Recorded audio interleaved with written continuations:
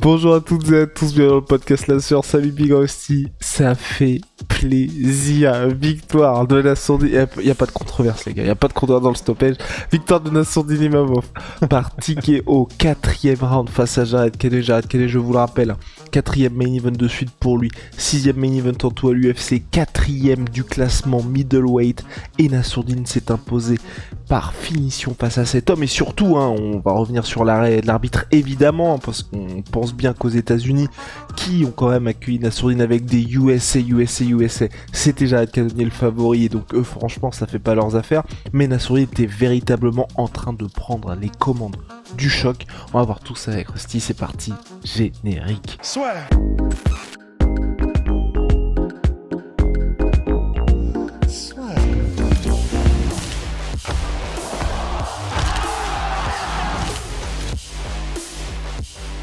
Déjà, franchement, la perf de Nassourdine dans sa globalité, il a dit avant le combat qu'il préférait les 5 rounds, et c'est vrai que les Américains posaient des questions par rapport à ça. Nassourdine Imavov, de temps en temps, selon eux, c'est vrai qu'il pouvait y avoir des baisses de régime, mais non, là, il a montré que les 5 rounds, ben oui, c'était pour lui.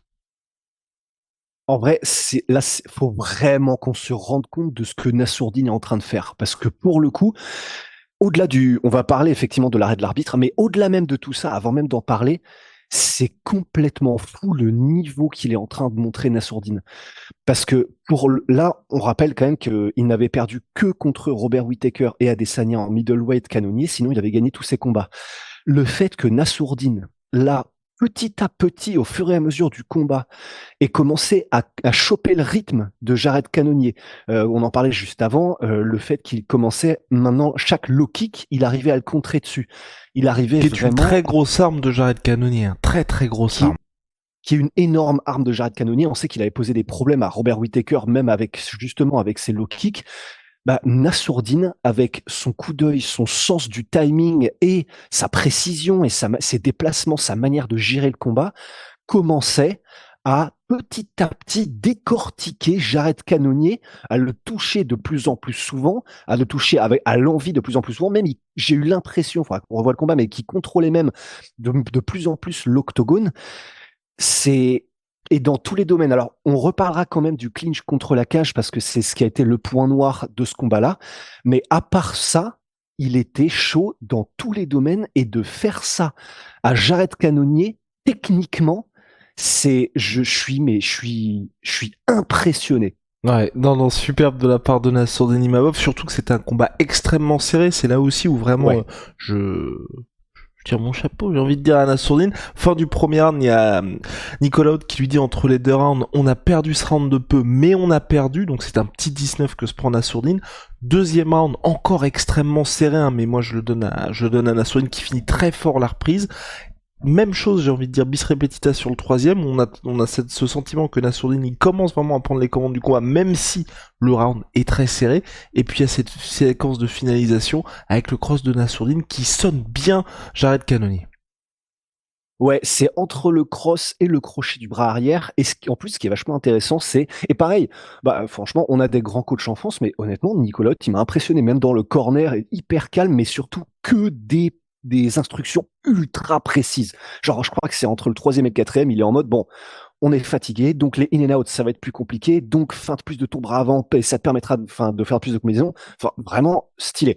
Et effectivement, pour Nassourdine, alors ils ont dit à la fin que c'est un truc qu'ils avaient vu chez Jared Cannonier, que il peut surengager parfois sur son jab, si je me souviens bien, et que du coup il peut être contrable sur son jab, sur son bras avant. La preuve, j'ai envie de dire, est dans le pudding, c'est qu'ils l'ont fait et que Nassourdine l'a fait et qu'il a réussi effectivement à très durement toucher Jared Cannonier après que celui-ci ait mis un jab sur sur un crochet du bras arrière. Et ensuite, en fait, par rapport à l'arrêt de l'arbitre, il commence à le chasser parce que très clairement, alors il fait pas l'ascenseur, c'est pas un knockdown pour Jared Cannonier, mais très très clairement il est touché, il met du temps à retrouver un peu où il est, à reprendre ses positions, etc. Et ensuite c'est Nassourdine qui le chasse méthodiquement, et c'est ce qui me fait dire que oui, c'était peut-être un petit peu tôt dans le sens où effectivement il aurait pu le laisser le terminer bien. Ouais. Ouais, c'est ça. Il était pleinement conscient. Il n'était pas en train de faire n'importe quoi en termes défensifs, Jared Cannonier. Donc oui, c'était peut-être un peu tôt. Maintenant, objectivement, j'ai quand même l'impression que comme il se jetait pas Nassourdine, il restait extrêmement calme, froid et méthodique dans la chasse maintenant qu'il avait le goût du sang dans la bouche. Et il touchait, c'est-à-dire que, enfin, il a mis le contre, et c'est pas comme si après il faisait n'importe quoi, tous les coups passaient dans la garde, non, il touchait régulièrement dans sa période de chasse froide et méthodique ensuite. Et j'ai pas eu l'impression que Jared Cannonier réussissait à vraiment reprendre parfaitement ses esprits en mode, oh, c'est bon, là je suis parfaitement revenu. On a eu cette impression que il est touché durement, et ensuite, quand il est chassé, il en reprend de temps en temps, de plus en plus. Elles sont claires, elles touchent bien, sans qu'il y ait vraiment enfin, vraiment, on sentait que c'était décrescendo, enfin, dans son état de santé. Donc, oui, c'était un peu tôt, mais si je devais parier, j'aurais quand même dit qu'on se dirigeait vers un petit finish, hein. Oui, oui, moi je pense également, mais je trouve aussi que c'est un peu tôt de la part de l'arbitre Herzog. J'aurais laissé un peu parce que c'est vrai que en plus Jared Cannonier, on sait que c'est un mec extrêmement durable, hein, comme tu l'as dit, Ouais. et on l'a déjà vu, tu vois, salement touché pour autant finir le combat. Je pense notamment à celui contre Robert Whittaker, où pareil, hein, honnêtement, le gars peut se faire terminer, mais il se relève. Donc c'est là où moi ça m'embête un petit peu parce que ça vient ternir ce qu'était en train de faire Nassourdine, ou comme tu l'as Ouais. dit, enfin je pense que voilà, tu laisses 15 secondes de plus, il aurait bien terminé Jared, et comme ça on aura enlevé tout potentiel. Ah ouais, mais on sait pas. Donc voilà, il y a juste ça qui m'énerve, mais sinon ce qu'était en train de faire Nassourdine, il y avait pas du tout ce sentiment que le mec était désespéré à essayer de finir le gars. Non, il a déjà été dans cette situation, Nassourdine. Contre Dolidze aussi, il y avait eu le knockdown, il avait pas réussi à le terminer, il avait besoin quand même de ce finish Imavov, et là avec ça il a réussi.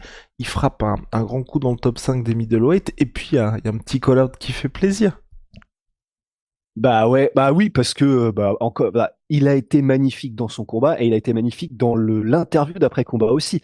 Donc il était en mode maintenant, je veux le titre, je suis prêt pour n'importe qui, n'importe où, n'importe quand, ce qui est exactement, littéralement tout ce que les fans veulent entendre. Et il est en mode, et puis bah, Sean Strickland à Paris en septembre, ramène-toi. Enfin, je sais plus comment il le dit, mais en gros, je suis chaud, donc enfin, let's go si Strickland est chaud. Et c'est parfait comme call-out. Enfin, vraiment, c'est cool parce que du coup, Nassourdine garde ce qu'on on en parlait avant dans le podcast qu'on a fait avant, tu vois, mais il est en mode, là, il prépare toutes les options parce que je pense qu'il doit savoir lui-même que comme c'est chaud pour le titre, parce que voilà, il y a tout, il y a Ramzat qui arrive, il y a Dricus Adesanya, on sait pas comment ça va se passer, il y a Strickland qui pourrait l'avoir avant, machin. Donc, même sachant ça, alors qu'il vient de battre le numéro 4 mondial, hein, il pourrait être en mode non, je veux que le titre maintenant, c'est bon, j'ai machin. Non, il est en mode je prends n'importe qui, j'aimerais avoir le titre, et dans l'idéal, je voudrais Strickland, ma revanche à Paris. Ce qui est, enfin, honnêtement, ce qui en termes de call-out est parfait, quoi. Parfait. Problème, néanmoins, Rust. C'est que Strickland s'est imposé contre Paulo Costa, il a dit maintenant j'attends sagement le title Ouais. shot. C'est juste ça qui m'embête un peu parce que Strickland, on le rappelle, était classé numéro 1 avant le combat contre Paulo Costa. C'est imposé. C'est vrai que pour lui, il y aurait pas grand chose. Ce qui est chiant, hein, parce qu'en vrai, toutes les petites bastos qu'il a envoyées aux Français, le fait qu'il soit imposé la première fois contre Nassourdine, que les deux continuent pas de se chercher, mais je veux dire, chaque fois que ce soit RMC ou d'autres médias qui parlent de Nassourdine à Sean Strickland, bah, il en profite pour en rajouter. Nassourdine cherche cette revanche-là. C'est un peu dommage parce que je pense il y a une histoire qui est intéressante entre les deux. Malheureusement, je pense pas que ce soit suffisant pour que l'UFC fasse l'extra step et nous permette d'avoir ce combat-là. Sachant que là, l'UFC Paris, hein, potentiellement, on peut avoir Manon Fiorot, Cyril Gane, BSD, Imavov. C'est ça qui est chiant aussi, c'est que je pense pas que l'UFC ait aussi besoin de nous offrir ce gros fight parce que rien que les 4 ou même 3 sur 4, les gens seront très très contents de les avoir. Ouais, ben c'est clair. C'est pour ça que c'est idéal ce qu'il a fait Nas, mais ça, même pour Strickland, ça m'étonnerait que Strickland réaccepte d'affronter la sourdine, parce que même à l'époque, c'était Strickland qui était numéro 7, même si le combat s'est fait en light heavyweight, hein, il me semble, c'était Strickland qui était numéro 7, et du coup Nassour qui était derrière.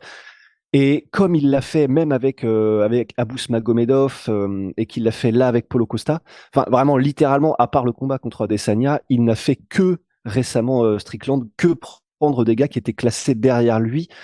Et ben, il a été assez clair sur le fait que ben, voilà, maintenant lui, il allait attendre le combat pour le titre. D'autant plus que comme le combat contre Dricus du Plessis avait été hyper serré et qu'il y en a qui le mettaient pour Strickland, bah, ça fait chier, mais je comprends aussi voilà, la position de Strickland qui est en mode maintenant j'attends, quoi. Oh Steam, je suis en train de regarder j'essayais de regarder désespérément que ça défile le classement middleweight de l'UFC. Malheureusement, Alors bah, je laisse. voilà, formidable. Donc on a Voilà. Dricus, champion numéro 1 Sean Strickland, numéro 2 Adesanya, numéro 3. Numé- Ah, numéro 3 euh, Whittaker. Eh oui. Attends, Mm. j'y suis là, c'est bon. Tac, tac, tac. C'est ça. Strickland, Adesanya, Whittaker, Cannonier, Vettori. Donc, bah oui, et puis on l'a même pas dit, mais enfin, c'est une évidence. Mais donc là, on a un Assourdine qui va rentrer dans le top 5 UFC aussi, hein, quand même. Enfin, il faut prononcer ces mots quand même aussi, là, pour bien se rendre compte de ce que ça signifie, ce qui vient de se passer. Oh là Donc, là. Non, mais oui, ouais. mais même un petit Marvin Vettori, moi, ça m'irait bien. Même un petit Marvin Vettori, ça m'irait bien. Ouais, en plus, il l'avait, tu sais, je sais plus si tu te souviens, c'était dans un Q&A, je crois, oui, à Paris même, où Nassourdine avait dit, bah ouais, Vettori, je pense, c'est celui que je prends dans le top 5 le plus facilement. Bah ouais, ce serait un bon. S'il y a personne d'autre, ça reste un mec du top 5. Je pense que du coup, là, ce qui va se passer en termes de ranking, c'est que, bah du coup, effectivement, il risque de passer sixième ou quelque chose comme ça, Canonnier, et que, à mon avis, du coup, Vettori va passer 4 et Nassourdine va passer 5. Donc, ça fera 4 contre 5. Ça peut être un combat qui se fait aussi, quoi. Oui, et puis facilement, parce qu'on se souvient de l'UFC Paris numéro 1, il y avait beaucoup de... Parce qu'il y avait Vettori, donc contre Whittaker, il y avait beaucoup de supporters italiens qui étaient venus, et on connaît l'importance des billetteries pour l'UFC, donc c'est vrai qu'un petit France-Italie, ce serait pas mal, et puis ensuite, une fois que Nassourdine s'est sagement occupé de Monsieur Vettori, title shot, ça serait pas mal, ou la revanche contre Sean Strickland, hein, parce que ça fait partie des combats Ouais. aujourd'hui, enfin j'ai envie de dire... Oui, le titre est important évidemment, mais battre Sean Strickland, c'est pas aussi important qu'un titre, mais ça veut vraiment dire quelque chose pour les Américains, et ça fait de vous une superstar. Juste très rapidement, Rust, avant qu'on aille sagement se coucher, également, il y a le point du clinch contre la cage pour Nassourdine, qui, on en avait parlé en préambule, et c'est vrai que comme contre Dolidze, comme tard l'époque, contre Monsieur Phil Oz, ça reste un truc qui est assez compliqué. Ouais, c'est un peu, ouais, c'est un petit peu là où ça a été un peu le point noir sur ce combat-là. C'est un peu le seul, en fait, le seul point où effectivement c'était parfois un peu frustrant. C'est que, et j'ai l'impression que c'était quasiment à chaque round, sauf peut-être le quatrième, où il y a eu des phases où lorsque Jade Cannonier engageait en clinch et repoussait Nas en clinch contre la cage, il avait des phases de contrôle où il maintenait Nassourdine, bah, du coup, le dos à la cage. Alors, oui, c'est vrai aussi que dans les nouvelles notations de l'UFC, ça ne score pas. C'est-à-dire C'est quand que il se passe rien que ça compte. c'est quand il se passe rien que ça compte. Mais là, voilà, si les juges estimaient que Nassourdine faisait un petit peu plus de dégâts et impactait un petit peu plus dans les coups et dans les avancées vers une finalisation potentielle, avoir une phase de contrôle où tu ne fais rien contre la cage, ce qui était le cas, c'est-à-dire qu'il faisait vraiment aucun dommage. Ça peut quand même être, enfin voilà, ça peut faire pencher la balance dans ces cas-là. Et puis même de manière générale, enfin juste, on n'aime pas, puisqu'on est fan de Nassourdine, on n'aime pas juste le principe de le voir bloqué dans une phase du combat. Mais bah, c'est pas comme s'il était resté bloqué non plus ad vitam aeternam. C'est-à-dire que c'était chiant parce que du coup il restait bloqué quelques temps, une minute, un machin, mais il s'en sortait toujours aussi. C'est ce qu'il faut voir aussi. C'était frustrant, mais il s'en sortait aussi toujours. Comparé par exemple à l'époque à Phil Oz où du coup il le bloquait presque pendant tous les rounds, quoi. Merci Rusty. Bon, je pense qu'on a terminé. En tout cas, bravo à Nassourdine pour cette victoire. Bravo aussi, parce qu'il faut quand même le signaler, à Taylor Lapillus Cocorico. Oui, Victoire masterclass par aussi, décision unanime face à Cody Stamann. Ça fait plaisir pour Taylor qui rebondit bien. On peut avoir là vous voyez tout ce qui se passe là. Un petit UFC Paris qui peut sentir très très bon en fonction, évidemment, comme à chaque fois, de la volonté de l'UFC. Hein. Là, ils peuvent nous régaler comme nous sortir un UFC Paris qui sera mi-figue, mi-rising. Donc à suivre de notre côté. Mais non, mais ce serait bien. T'imagines une carte full Frenchy et tout, plus un petit back qui arrive comme ça en bonus. On sait non, jamais. non, franchement, ouais, non, ce serait extra. Et puis, ouais, oui, oui. Enfin, masterclass de Taylor Lapillus. Je crois qu'il a fait 30-27 sur les 3 juges contre Cody Stamann, qui est un sacré morceau quand même et qui est vraiment, vraiment pas évident à prendre. Donc ouais, non, bravo à Taylor. Et puis dernier truc aussi, c'était le fait que Nassour, j'ai kiffé. Alors, si, autre point noir peut-être, c'est il faut vraiment que Nassour commence à parler anglais. Oui, Vraiment. non, c'est clair, parce que oui, je suis d'accord avec toi, parce que toute la post-fight interview était superbe, même la mesure, tu vois, quand il fait son message pour les Congolais, pour les Palestiniens et tout, il y avait vraiment ce côté, tu vois, le gars qui a, conscience du statut qu'il a, le call-out, comme on l'a dit, était super, mais c'est vrai que le problème, c'est quand quand vous êtes à l'étranger, s'il était en France, c'est parfait, parce que de toute façon, le public est français, là, le truc, c'est les gars viennent pour supporter Cannonier, et J'en ai marre des emojis qui apparaissent à chaque fois. Donc, il a un message pour Canonier. Il y a une belle accolade entre les deux. Et c'est vrai que hommage à Canonier, ouais. Et le fait que Nassourdine, il parle français, qu'à chaque fois, il y ait, certes, très belle traduction de Nicolas Haute, mais n'empêche qu'à chaque fois, ça fait un petit moment, tu vois, de flottement quand Nassourdine parle français. C'est vrai que c'est un peu relou. Donc, je suis d'accord avec toi. L'autre point noir, c'est que Nassourdine ne parle toujours pas anglais. Ouais, et en plus, il pourrait vraiment, hein. Je me souviens de moments, ça fait déjà genre 1 an ou 1 an et demi, où il faisait des petits cours comme ça sur YouTube, où il commençait à. Donc, il peut. Et c'est vrai que ça l'aiderait vraiment grandement. Et surtout, en vrai, il y a beaucoup de combattants qui font ça et t'as entièrement raison, surtout notamment pour les call-out, tu vois, anytime, anywhere, anyplace, et tu fais Sean Strickland, I want you. Enfin, tu vois, un truc comme ça, hyper simple, c'est typiquement le genre de truc, même le public américain, t'as pas suivi tout ce qui s'est passé, le reste de l'intervention nationale, tu vois, tu fais, oh, c'est parti, tu vois. Donc, pour ces choses-là, c'est vrai que ce serait important, parce que, on le rappelle, hein, quand on dit ça, c'est pas du tout pour être relou avec Nassourdine, et vous l'avez bien vu, la UFC Louisville, c'était numéro 4 contre numéro 7 ou 8, numéro 7 contre Nassourdine. Ça se passe aux États-Unis. C'est le UFC Fight Night le plus rentable de l'histoire de l'UFC. UFC Fight Night aux États-Unis, évidemment. Donc ça fait partie des choses qui sont très importantes pour lui, parce que quand il va affronter Sean Strickland, il y aura un peu de trash talking.